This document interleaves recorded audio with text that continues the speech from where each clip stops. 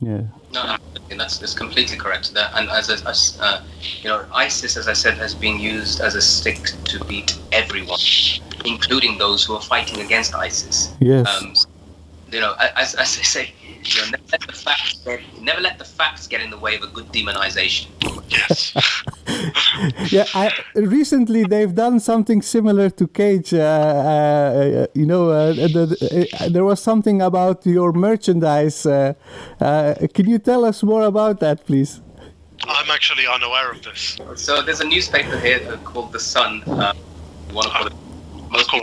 Most people, there were big queues for toilet paper here, and people forgot to say that actually there's nothing to worry about. The Sun is plenty. There's plenty of it available.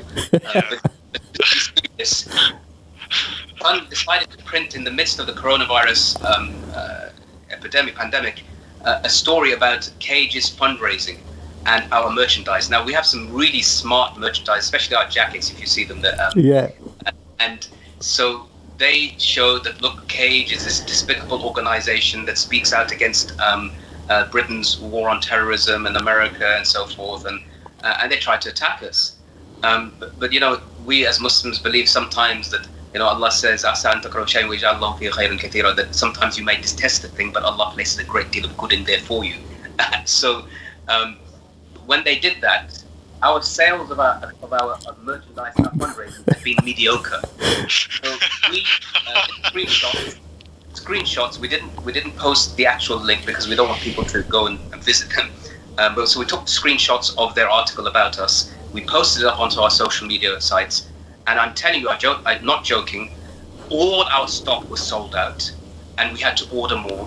And my own personal fundraising page went up by a couple of thousand. And the entire Cage team raised several £1,000s just because, if a newspaper like that is attacking you, you must be doing something good. Is what most people felt. Wow. So I wanna reorient the conversation back to Afghanistan. So back to your sort of experiences in Afghanistan, your perceptions and whatever. So there's a part of the book in your book Enemy Combatant, which is sort of a memoir of you retelling the tale of the circumstances of your arrest in Kandahar, Bagram, and then in Guantanamo, and you speak about some of your experiences with the guards and the different agents. And one of the quotes that you said in that book, so I believe it was, you said this to 2 US agents, where you said that of course you guys wouldn't understand. I wanted to live in an Islamic country with an Islamic society free of despotism and corruption, and the Taliban were better than anything else over the last 25 years. Yeah. What would you say led you to believing or to sort of see any truth in that the Taliban were better? So this was said between 2003 and 2005, right? So look, there's some certain things. I've read Islamic history as maybe many people have, and one of the things you'll find about the early Muslims is about their detachment from worldly things, about the idea of being extravagant. Yeah, many of them had wealth, and there's no doubt, but being extravagant to the point at which is unrecognizable, and you are completely distinguished from your population. And here I quote particularly lots of leaders in the Muslim world, mostly in the Arab world, but also next door in Pakistan and elsewhere, where they have accumulated literally billions of pounds and dollars and built massive buildings and own so much. I contrasted that with the Taliban. And when I saw and heard of, I didn't meet Mullah, but I saw people who were connected to him and heard stories about him, that they would go literally and into a house, dignitaries or other people, go to meet with him and speak to him about affairs in Afghanistan. One of them actually told me that I sat in this room where there's a bunch of guys sitting underneath, in a mud home. And I didn't know which one's Mullah. I didn't know which one is the leader of Afghanistan. And immediately I thought to myself, put aside our Islamic beliefs for the moment. Talk about egalitarian. Talk about everybody being equal. Talk about being no difference between the ruler and the ruled. This is an ideal that many societies would love. They love make films about this sort of stuff. Yeah. In reality, the situation, the society where we live in, the king, the prime minister, the president, the ruler, the premier is so separate from his or her people that they're in this, that they're usurping the wealth. And so seeing this kind of thing to me, I thought, yeah, this is amazing.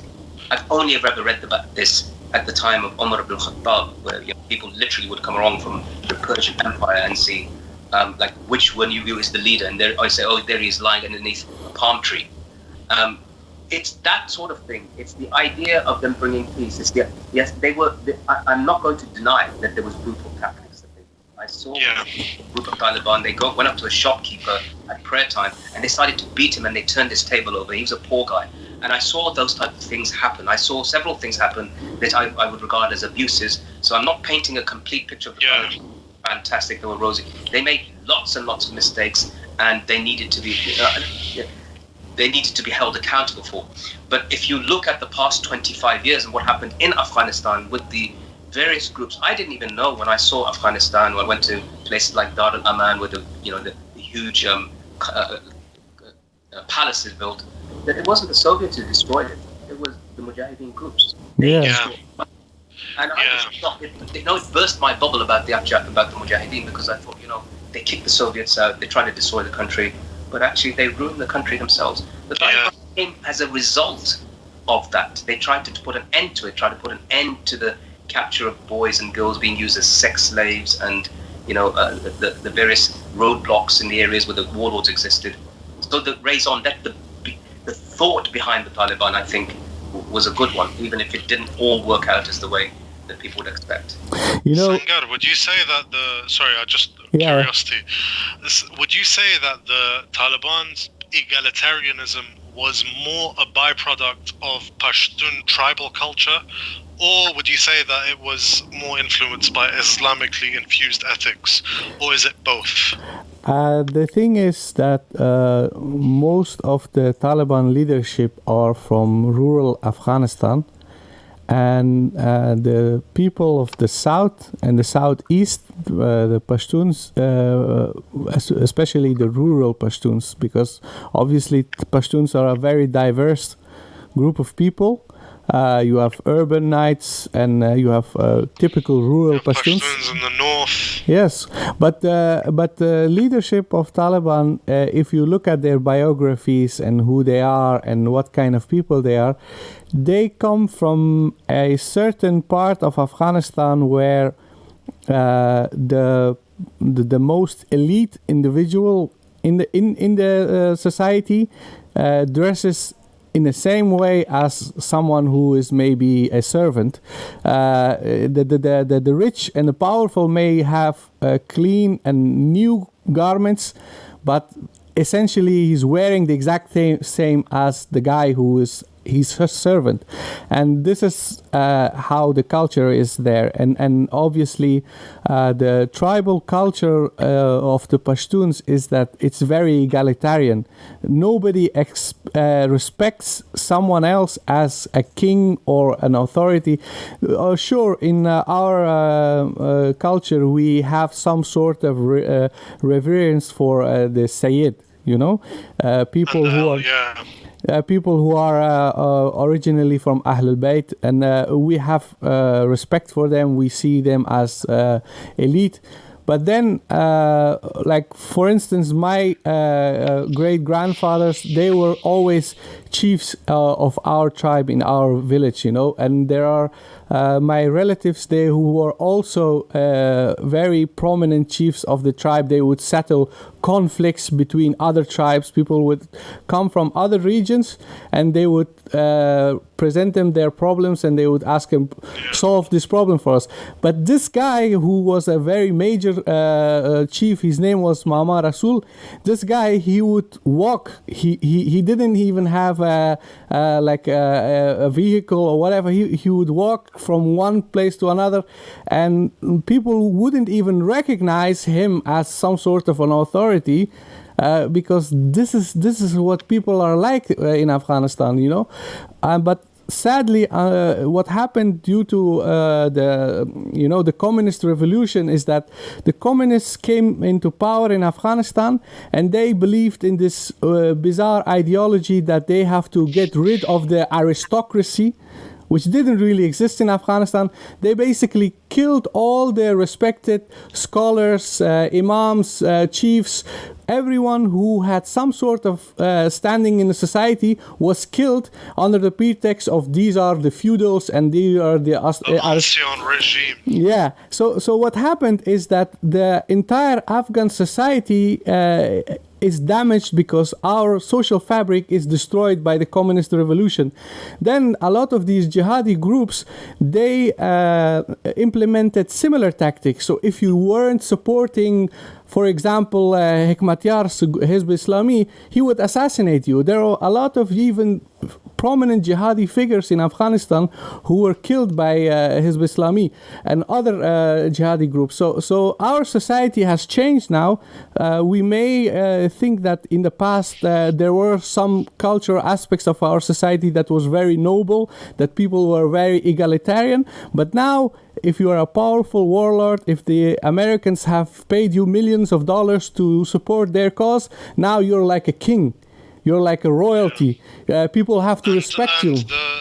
And the displaying of the wealth occurs very ostentatiously. Yeah. It's even, we mentioned some of the Islamic countries before, but I would say that the displaying of the wealth of the new elite in Afghanistan is vulgar. And this is also a result of this madness that is war on terror, that everybody focuses on certain elements of it, but the lasting effect of war on terror and how certain groups are empowered in a society, I think Afghanistan will need at least 100 years to recover from what happened in the last 19 years. And nobody is really thinking about it, but this is sadly the result of this foreign interference and foreign intervention in countries. They destroy the social order and they destroy the local stability, and as a result people will have to suffer for hundreds of years. One of the things I think is really important to explore, the thing the brother just said now about that it was part of Afghan society to be egalitarian in that way, and that it wasn't seen that if you owned more, if you possessed more, if you were of a higher stature, had more education, whatever it was, you were still seen as just as an ordinary person and treated in that way. You weren't given any particularly special king-like status. The fact that has changed so much because of the foreign influence. I think that one of the things I said was one of the redeeming things about the Taliban is that they had that. It's also maybe because culturally, but also because of how they view religion. Is that this may be a model that might help people in future. It's going to be very difficult to navigate, and I think you're right, it's going to take generations for it to change, because once that poison's been infused into people, how do you get rid of it? Because everybody by nature seeks more. And this actually says the opposite. Be happy with less, as long as everybody else is happy too, and as the bare minimum. So that's one of the things, as I said to you before, that's one of the things that greatly attracted me to the idea, the concept that these people are at least living what they preach. This reminds me of something. So I am quite a fan of history, like Moazzam mentioned, Islamic history, but Afghan history as well. So I won't go too much into the details and the complexities of it, but essentially when the Afghan state is formed by Ahmad Shah Durrani, the characterization of Durrani is more as a chief of chiefs as opposed to a king in that sense. And then we spoke about the British invasion and whatever as well. So prior to the British, the Emir of Kabul was a man called Dost Muhammad Khan, and Dost Muhammad Khan had taken over, and one of the things that had helped his predecessor's downfall were the fact that they'd incorporated a lot of Persian forms of kingship, which were very, in a way, infused with pre-Islamic Persian ideals of what a king is and how he should act. So one of the ways in which these previous monarchs would do this was that they would sit down and make everyone else stand up whilst addressing them as a sort of as an authoritative gesture. What Dost Muhammad would do was sort of sit down normally as per Afghan custom, as per the more familiar custom. So these ideas of the ostentatious display of wealth and power do have a precedent in Afghanistan before it was sort of more pre-Islamic Persian kingship that didn't really work. It really isolated a lot of Afghan chiefs to have to sort of be put forth with a alien concept of the king is one level above you. This really alienated people in the 19th century as well, and we're sort of seeing the same thing being repeated now as well, where there's a massive, not just a massive lack of respect for the government and for people in government, but also a deficit of trust. The theories that you're reading on social media with regard to this disgusting hospital attack that took place really point to the fact that there's a deficit of trust. And like Sangar said, this is a result of the war on terror, because people don't perceive that those governing for them are actually governing for them.